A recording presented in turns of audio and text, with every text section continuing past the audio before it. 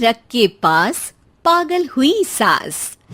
आजकल वर्मा जी की पत्नी देवकी जी केबल पर रियलिटी शोज देख देख कर बहुत कुछ सीख रही हैं। जैसे आज तो वो सुबह सुबह बेसुरे आलाप ले रही हैं। सारे गामा माँ जी, सारे गामा पा धा नी सा होता है। अरे वो तो सब गाते हैं, ये मेरा स्टाइल है। आवाज तो कम कर लीजिए माँ जी, पर्दे फट जाएंगे कान के। ये कहो कि पर्दों में आग लग जाएगी। देखना, मेरी आवाज सुन के जज आग लगा देगी, आग लगा देगी, तू तो आग लगा देगी, ऐसा बोलेंगे। सरिता वहां से परेशान होकर चली जाती है और सास रियाज जारी रखती है। सारे गाओ, सारे नाचो। तभी बाबूजी दुकान से लौटते हैं। अरे देवकी, क्यों तानसेन बनी हुई है? कान से खून निकालोगी क्या? अरे क्या हुआ, रियाज तो करने दो मुझे। इसको रियाज बोलते हैं? ऐसा लग रहा है जैसे घोड़े हिना रहा है। घोड़े पे बैठ के ही बम्बई जाऊंगी मैं तो, जब जज साहब कहेंगे कि देवकी तुम मुंबई आ रही हो। जज साहब, वो अदालत वाले? अरे नहीं नहीं, बड़े लोग हैं, आप नहीं जानते हैं। ओ मैं तो छोड़ चली अपना ये देश, बम्बई मुझे प्यारा लगे। गाना गाती हुई देवकी चली जाती है और बाबूजी अपनी सरफिरी पत्नी के इस संगीत प्रेम की चर्चा करने बहू के पास चले जाते हैं। अरे सरिता बेटा, सुनो तो, ये तेरी सास को क्या हुआ है बेटा? सुबह तो अच्छा भला छोड़कर गया था इसे। सिंगर बनेगी अब वो। सिंगिंग रियलिटी शो में जाने की सुबह से तैयारियां चल रही हैं इनकी। हाँ, अब तो कोयल के सुर मेंढक छेड़ेगा। हे भगवान, सद्बुद्धि दो इसे।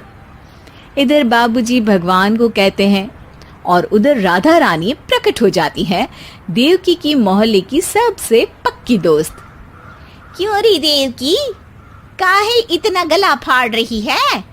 कोई चीखने चिल्लाने का कंपटीशन है क्या? अरे ये देख, नया सिंगिंग शो, मैं भी गाऊंगी, हिंदुस्तान के दिलों की धड़कन बनूंगी। अरे इतना बेसुरा गा के दिलों की धड़कन नहीं, दिलों का अटैक बन जाएगी। इससे तो अच्छा है कि नाच ही ले। वैसे भी दिन भर मोहल्ले में नाचती तो रहती है तू, कभी इसके घर कभी उसके घर। देवकी को समझ में आ जाता है कि उसका गाना किसी को पसंद नहीं आ रहा। अगले दिन सरिता देखती है कि सास पैरों में घुंघरू बांध के नाच रही है। अरे माँ जी, क्या मंजुलिका बनी हुई है आज आप? अरे नाचने दे बहू, जब तक है जान जाने जहां मैं नाचूंगी। अरे माँ जी, अभी जान निकल जाएगी, इतनी जोर से नाचेंगी तो। अरे अरे क्या कर रही हो? अरे दिख नहीं रहा, डांस कर रही हूँ। अरे जैसी तुम्हारी हरकत है, तुमको तो नागिन डांस करना चाहिए। वो भी करूंगी, भांगड़ा भी करूंगी, देखना जज मुझे देख के स्टैंडिंग ओवेशन देंगे। हाँ, स्टैंडिंग ओवेशन तो देंगे ही, ताकि खड़े होकर वहां से भाग सके तुम्हारा डांस देखकर। अरे कुछ ढंग की चीज करो, ये रोज क्या नया शुरू कर देती हो?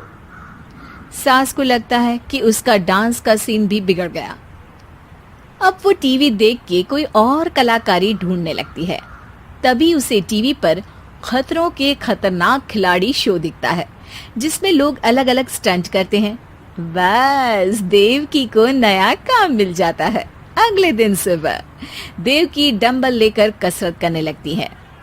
माँ जी, ये क्या कर रहे हैं आप? अरे खरी जैसे बनकर खलबली मचा दूंगी। कल मैंने खतरों के खतरनाक खिलाड़ी देखा और सोच लिया कि मुझे वही जाना है। हाँ बस। तभी वहाँ बाबूजी भी आ जाते हैं। अरे इतना भारी डंबल, अरे गिर मत जाना कहीं लेकर। अरे चुप करो, तुमसे कुछ नहीं होता इसका मतलब ऐसा नहीं कि मुझसे भी कुछ नहीं होगा। मैं तो खतरों के खतरनाक खिलाड़ी में जाने वाली हूँ। हाँ, मैं तो इस शो में तभी गया था जब तुमसे शादी हुई थी। तुमसे शादी करना भी खतरों के खतरनाक खिलाड़ी में जाने से कम थोड़ी ना है। अब चुप भी रहिए। अरे बहू, वो भारी वाला डंबल उठा कर ला तो। अरे ना माँ जी, आप संभाल नहीं पाओगी। अरे मैंने टीवी में देखा था, एक आदमी कार उठा लेता है, इतना तो मैं उठा ही सकती हूँ ना। बहू घबराते हुए भारी वाले डंबल माँ के हाथ में दे देती है। जैसे ही माँ दोनों हाथ ऊपर करती है, पूरे शरीर का बैलेंस बिगड़ जाता है और वो पीछे की तरफ गिर जाती है। डंबल जाकर टीवी में लगता है और टीवी फूट जाती है। माँ जी, उठिए माँ जी।